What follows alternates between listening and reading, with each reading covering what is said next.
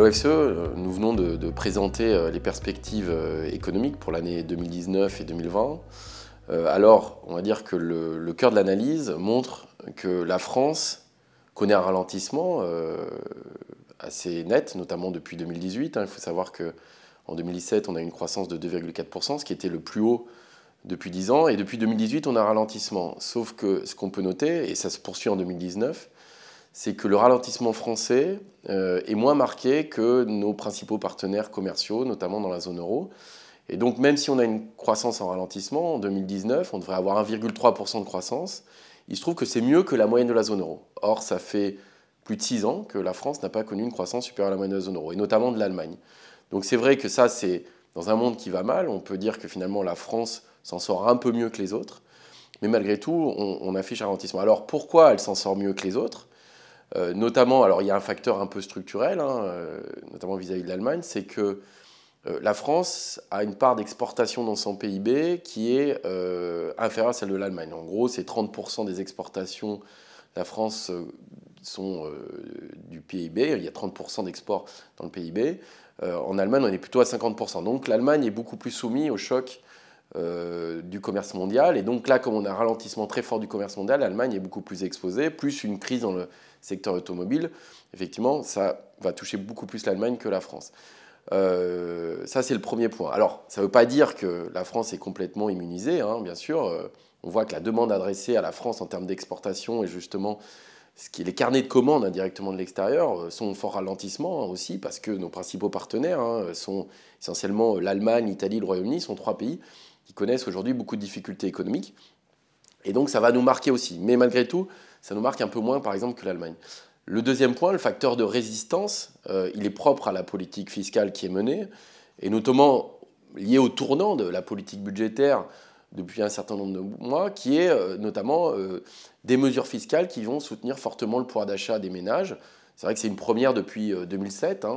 On a vraiment un paquet fiscal assez marqué. On voit qu'il y en a à peu près 12 milliards de mesures qui viennent soutenir le pouvoir d'achat pour 2019, que ce soit lié à la prime d'activité, la défiscalisation des heures sup. Là, ça s'ajoute la taxe d'habitation et les tranches qui vont être supprimées progressivement.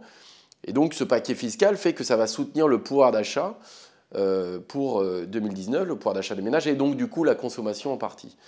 Et du côté des entreprises, en 2019, on a une année assez exceptionnelle parce qu'il y a la transformation du CICE en baisse de cotisation. Et donc, sur une seule année, les entreprises vont avoir à la fois la baisse de cotisation, mais aussi le crédit d'impôt, ce qui fait un supplément, enfin en tout cas de trésorerie, de l'ordre de 20 milliards d'euros, ce qui est quand même conséquent.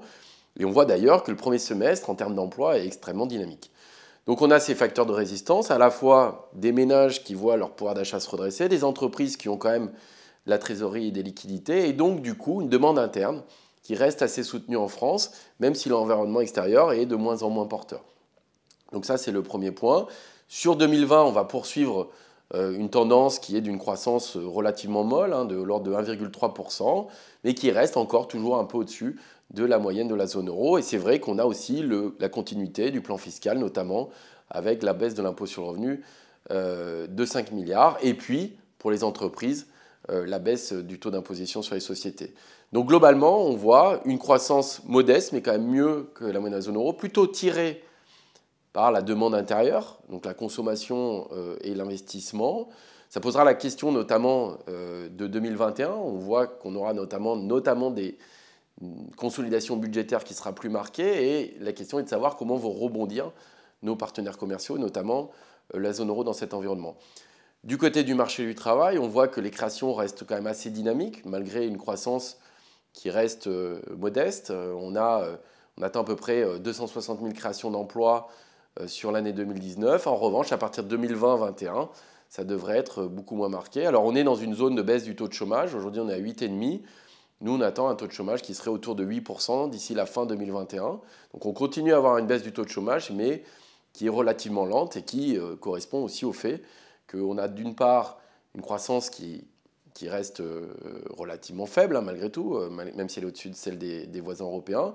Et puis, les mesures fiscales qui viennent baisser le coût du travail, que ce soit le CICE ou le pacte de responsabilité, sont plutôt derrière nous. Il y a une mesure spécifique qui est celle de baisser les cotisations au niveau du SMIC, mais on voit qu'elle est assez modeste par rapport au paquet fiscal qui avait été fait pour les entreprises auparavant. Et donc, il y a un peu d'enrichissement de la croissance en emploi, on interprète ça comme ça, mais ça reste quand même surtout drivé par le fait qu'on a une croissance qui reste autour de 1,3%. Donc, on a une baisse tendancielle du taux de chômage, mais on est plutôt à 8%. Donc, on voit que l'objectif du gouvernement, notamment d'atteindre 7% de taux de chômage d'ici la fin du quinquennat 2022 devient compliqué. C'est-à-dire que nous, nos prévisions, quand on fait des probabilités et qu'on regarde les différents éléments et les différentes hypothèses importantes sur le marché du travail, notre hypothèse, elle est que atteindre ce taux de chômage de 7% en 2022 n'est pas impossible, mais la probabilité, elle est entre 15 et 20%. Donc le scénario central n'est quand même pas là-dessus. On a une baisse du taux de chômage, mais qui reste assez modeste. En revanche, c'est vrai que le pouvoir d'achat s'améliore. Il s'améliore assez significativement sur 2019 et 2020. On a une amélioration de l'ordre de 800 € par ménage sur 2019, ce qui est quand même conséquent, tiré à la fois par les créations d'emplois dynamiques, mais aussi les mesures socio-fiscales. 2020, on a une amélioration du pouvoir d'achat, mais qui serait plutôt de l'ordre de 300 € par ménage, donc c'est moindre, c'est quand même une augmentation. Il y a toujours un peu de mesures fiscales qui soutiennent ce pouvoir d'achat et un peu de création d'emplois, mais on a une dynamique quand même qui est un peu moins favorable. Et puis, pour les finances publiques, ce qu'on peut voir, c'est que 2019, finalement, était une année un peu exceptionnelle, notamment avec la transformation du CICE. Et exceptionnellement, en tout cas de façon transitoire, la France relâche la contrainte budgétaire, c'est-à-dire qu'on repasse avec un déficit public au-delà des 3% du PIB, alors qu'on était à 2,5%. Et normalement, d'après nos prévisions, en 2020, une fois que la transformation du CICE est réalisée, on reviendrait à un déficit de 2,3%. Et en 2021, on attend même 2%.